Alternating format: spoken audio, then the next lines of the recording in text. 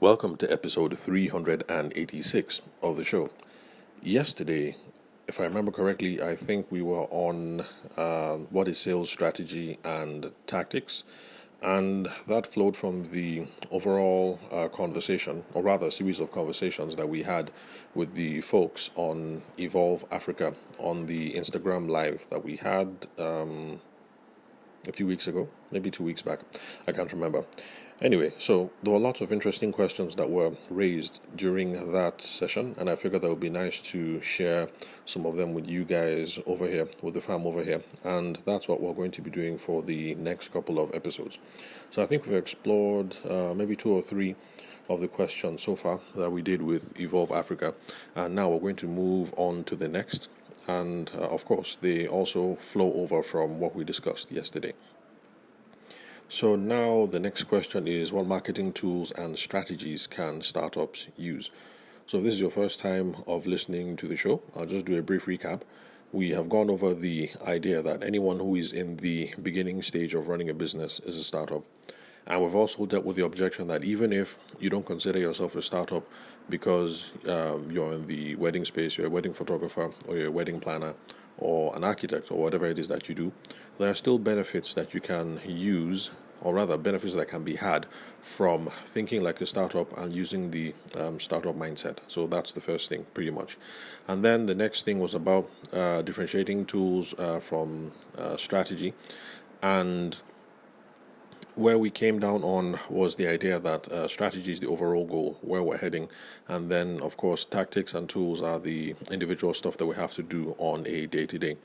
So, of course, the next thing that the good guys and girls over at Evolve Africa wanted to know was what kind of marketing tools and strategies should we be using now that we know what strategy is and we have come to an understanding that we are all indeed startups. So what kind of marketing tools should we be using?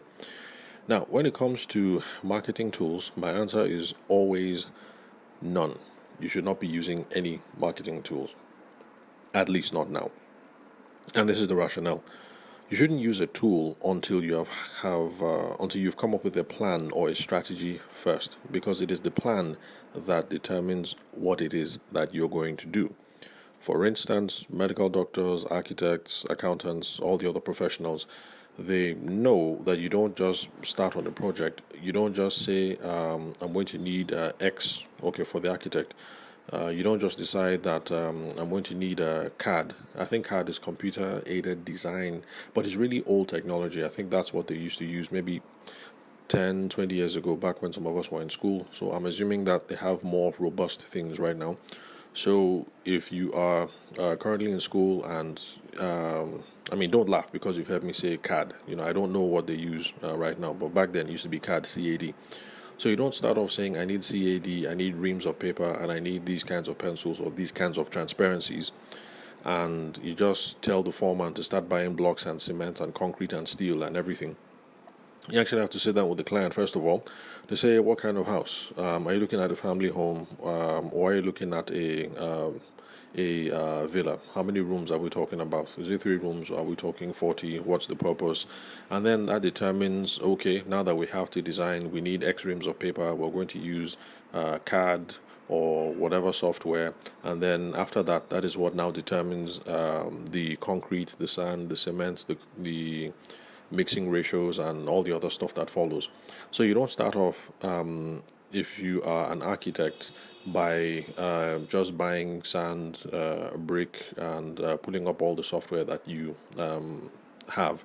Sorry, forgive me since I'm modeling up the process, because come to think of it now, I don't think the architect should be concerned with what the concrete ratio is and stuff like that. But anyway, I'm sure you can tell that I'm a novice and this is not my field of expertise. But bottom line is, you don't start off by looking at the nitty gritty. You first start off by asking what the plan is, and then that determines what you do today, tomorrow, the day after, and next week.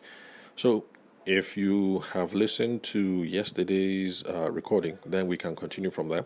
But at this point, if you haven't, then it will help if when you're done, you just skip back to yesterday's episode and you'll be brought up to speed, because we went over the kind of strategic questions that you should be asking, which are going to inform what you should do today and tomorrow, which will in turn determine the tools the tips, the tactics, the tricks, and all the things that you have to do. So, where was I? Okay, strategic questions. Yeah, so we did that yesterday.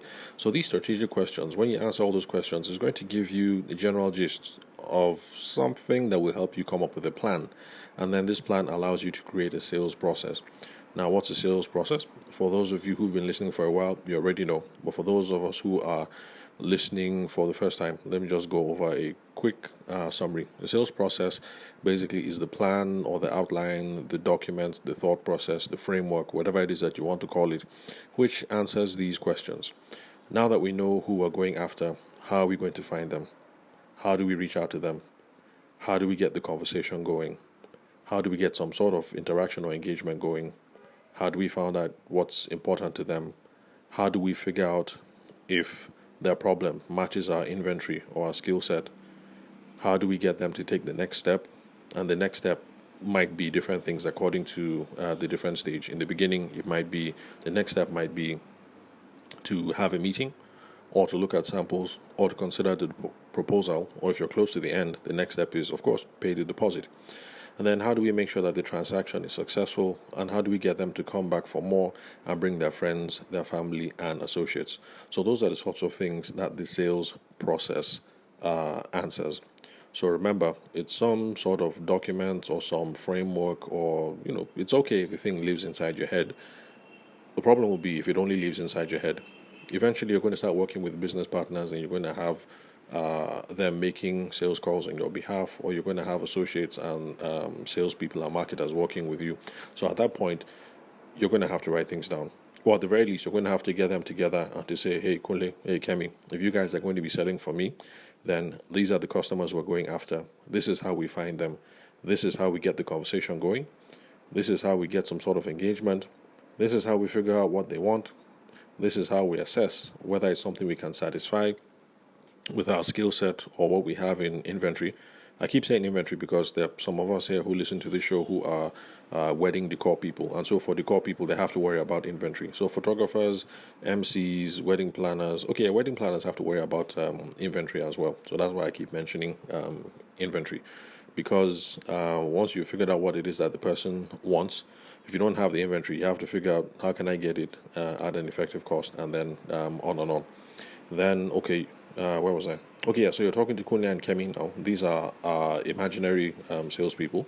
I'm also going to have to tell them or teach them that this is how we get them to take the next step. This is how we set up a meeting. This is how we show up for the meeting. This is what we say at the meeting. This is how we show our samples in this order. This is how we figure out which samples to show. This is how we send out the proposal. The proposal has to be in this format or this font, or in this context you can make a proposal verbally, or in this context it's okay to make the proposal over WhatsApp. This is how we get them to pay the deposit. This is how invoices should look. This is how we submit the invoice. This is how we make sure that everybody is happy, and this is how we get them to come back for more business. This is how we get referrals, blah blah blah. So that is what the sales process, basically, those are the questions that the sales process answers. So, yeah, like I said, eventually you're going to have to get it out of your head when you have Kunle, Kemi, and whoever now selling for you. So it is this sales process, answering all these questions, is going to now determine the tools that you need. So don't start thinking of tools and marketing tools and or whatnot in the beginning. So for instance, I've spoken about lots of times in the past about how folks like Shego and I have come to the understanding that our customers are at bridal fairs. Now that we know our customers are at bridal fairs, we now know that we're going to need samples and merchandising. So we need, let's see what else. Okay, Shagun, the video guy is going to have to come with everything. Have the drone outs, the screens, the all the FEC, all the good stuff to make us look good. Then I will have to show up with all the merchandising stuff, with the albums, and then of course we need good tablecloth and things like that to make us look nice. We don't have to show up like carpenters. Then now we know that we're also going to need paper, email, and specific marketing tools will now be SMS, Google Calendar, phone calls, stuff like that. So I'm just trying to give you a general idea how when you answer one question, it overflows and tells you all the things that you are going to need next. Now, remember, in this example that I gave, this is not an online thing. This is a live thing, bridal fairs, bridal expos, and basically the thought process that me and my video guy Shegun kind of run through whenever we have another of these things coming up. So the tools and tactics do not come first. All right, I hope you guys get it. So don't start off by assuming that because I'm a startup or I'm going into business and all the attention now is on TikTok.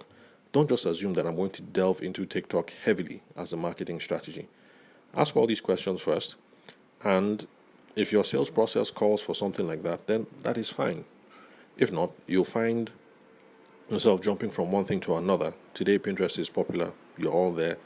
Tomorrow, TikTok is popular, you're all there. Next tomorrow, another social media thing is set up, like all those people who rushed into Discord. No, not Discord. What's it called? Clubhouse. Yeah, all those people who rushed into Clubhouse without asking themselves all these questions first. Because if you ask yourself all these questions and you can't see a way for how you can possibly tie Clubhouse in, then if you rush there, you're just wasting your time. It'll be fun, but ultimately you just be wasting your time. Because as business people, we're concerned with returns or possible returns, and so you spend all this time on this new app. You spend 4 months, and you don't have any idea that you can even possibly build an audience or convert some traffic to make some money in the future. Then it just seems like a waste of time. So don't just jump into TikTok or whatever it is because that's what all the gurus say or because it's hot. Ask yourself all these questions first, and then the tools and tactics element is going to flow from there. It would have helped if we had a specific case study to run through during the session, but I guess folks were shy. I tried calling out specific people to put questions there about the businesses that they were involved in, and then we could look at those sorts of questions, as in what kind of tool should you be using given your the context of your business, where you are right now and where it is that you need to go. So we didn't have any of that kind of input, so we'll just have to leave this at a this kind of general understanding. Yeah, let's just leave it at that.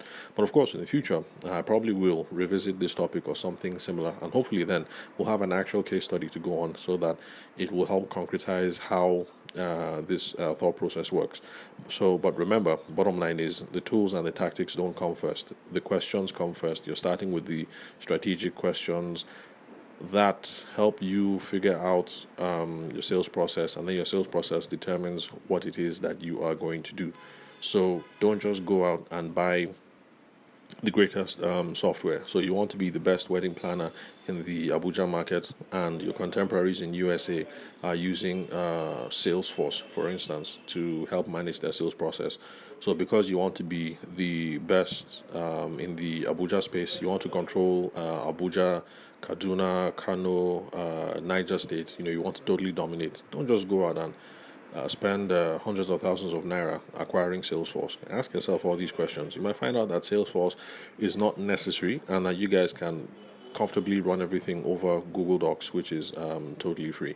So don't just rush into buying tools. Ask yourself these questions first. So thank you very much for listening to the show. I'm your host, Abuja-based sales and business consultant, Tavishima George Ayede. Thank you very much for your time and attention. I'll catch you guys at the next recording.